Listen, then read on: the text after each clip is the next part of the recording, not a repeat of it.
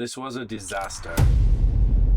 There are so many things that can go wrong before you start a trip around the world, and I think we just hit every single one of them. If you want to see what it actually looks like when a pre-trip nightmare unfolds, you're in the right place.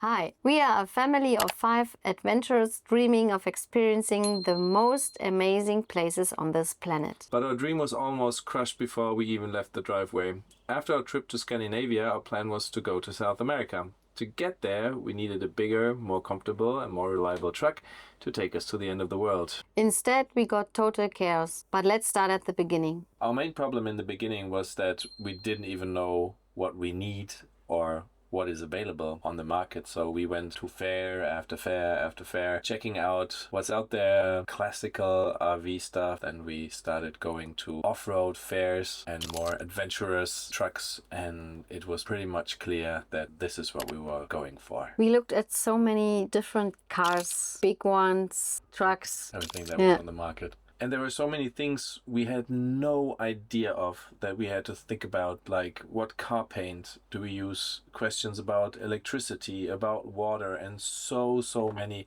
other things, mobile toilet and whatever, like so many decisions to make without having experience. And that was just the truck. We had so many questions about the bikes. That's mostly how to store them. That's a big point, of course. If you are traveling with 5 people and you want to carry 5 or more bikes, then where do you put them if you don't have a garage? After looking for so many trucks, we got help from Hugo from Expedition Meister.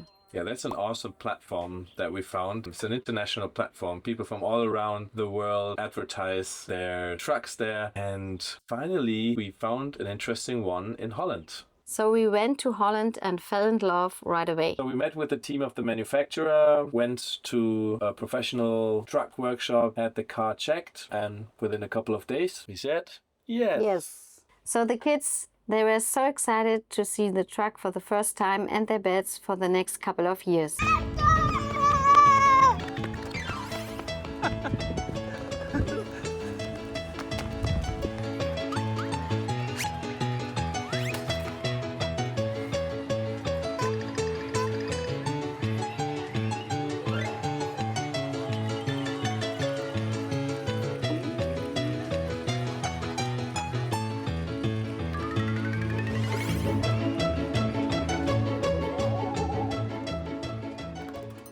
After that, we had to go for the first test drive.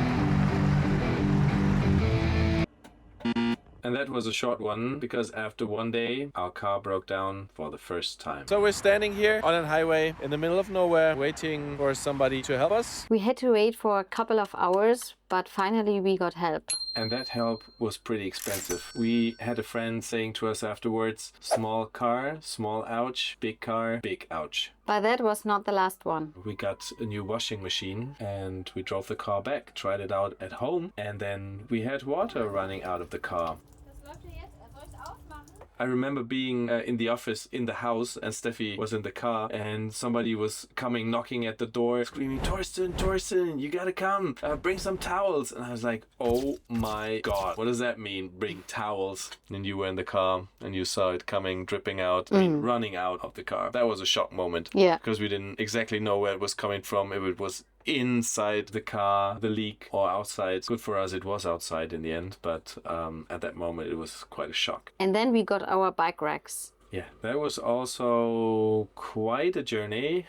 We found somebody down south in Germany who helped us with the bike racks, and they came out awesome. I mean, seriously, we're so happy with the whole bike racks in the end. And funny thing is, we bought those lift systems that we found on one of the fairs in the beginning. We're gonna make a video about those because we love them so much. They're working really perfect. Unfortunately, on our way to the workshop, our truck broke down again. Yes, I was standing there on the highway in the middle of the night. Fortunately, my co-founder's parents lived close by and could help, but that was really crazy. That was close to Stuttgart, where all the Porsches are coming from, and they were like open highway in Germany. They were doing 200 kilometers like next to our truck, which was shaking like 10-meter waves, really crazy. But that was also something that we managed, and fortunately we got invited to visit Scania Kerpen, where we found a friend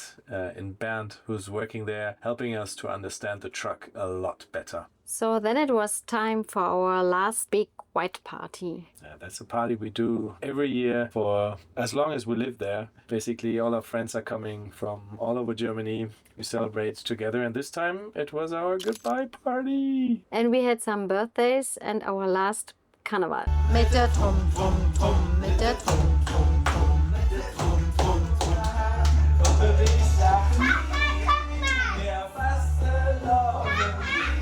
Ohne dich.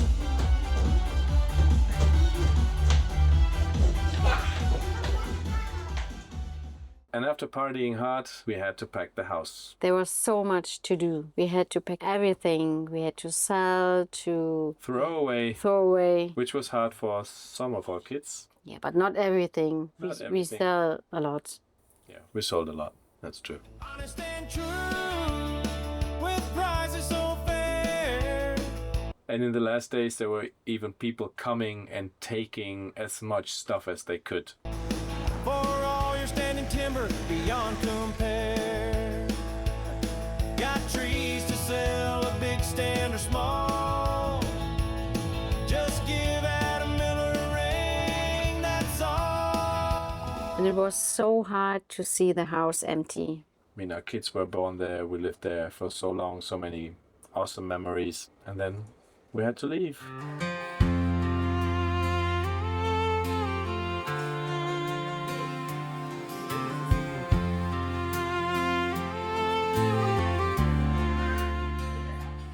And then the house was empty, but after that we had to pack the car. We had bought so much stuff. Like, one thing was, how do we put the motor for our boat that we're carrying around with us? Like, what's a good point for that? We put it on the roof. How do we get it down?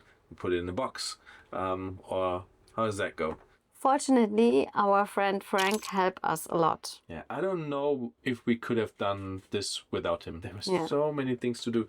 Like, thinking about where are we gonna put the sandboards. We had to cut them in pieces, find a place for them and everything. So he helped us in so many instances. With the water system, electricity, even the day we left, he came over to help us fix an issue that we have with our heating system because it started snowing. And that's when you and Tony went to Hamburg to ship the car. We made a father-daughter trip Woo! to Hamburg, looking at the city and everything, having a good time and learning a lot. We took a cruise in Hamburg Harbor where we saw the roll-on, roll-off ferry that our truck was supposed to go on the next day. And on the morning of the shipping, we even had to go to Scania in Hamburg because they changed something on the truck. We had to be there like really early, I don't know, 6:30. We were camping in front of the workshop and then we went in, spent an hour or two there, and then they wanted to clean something. We got the truck outside and then they said, oh, where's this oil coming from? There was oil dripping under the motor. I was like, oh my gosh. Like, we're supposed to get this truck into the harbor in a couple of hours and we're standing here and we're leaking oil. What's going on?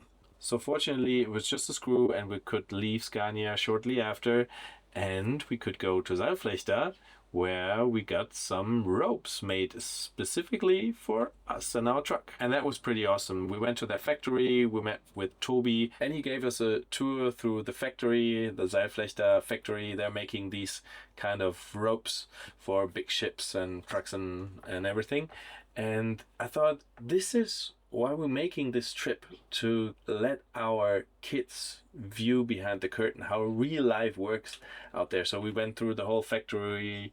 This was like an hour or so it took us to get through special departments and the history of rope making and everything. So that was really, really cool. So shout out and thank you to Tobias Seilflechter. And then we finally went to the harbor. I cannot show you any pictures of the harbor because it's forbidden inside the harbor to film. It's kind of like at the airport where you're also not allowed to film, so that's similar there. And we were so relieved. So we celebrated that the car was finally gone, as the last weeks were some of the most stressful weeks of our life. But then a couple of weeks later I got this email. It was a Sunday night, almost 8 o'clock, saying our truck wasn't going to be shipped, and we were in complete shock. We've been planning everything for month, and then we got this message. It was so surreal. It was like a total disaster. There was sadness, anger, tears, everything. So many emotions. Yeah, so many emotions. Basically, they wrote us they lost our key in the snow. I mean, the truck was, say, 100 meters away from the ferry, but they couldn't drive it on the ferry because they lost the key in the snow and they couldn't find it. So all the other trucks were gone to Patagonia, but not ours. But it got even worse. That's another story. So, and if you haven't subscribed yet, do it now so you don't miss a single adventure. Those were our adventures this week. How about you guys? Don't get stuck in front of a screen. Grab your loved ones, get out and create your own memories. So, screens off. Wild on.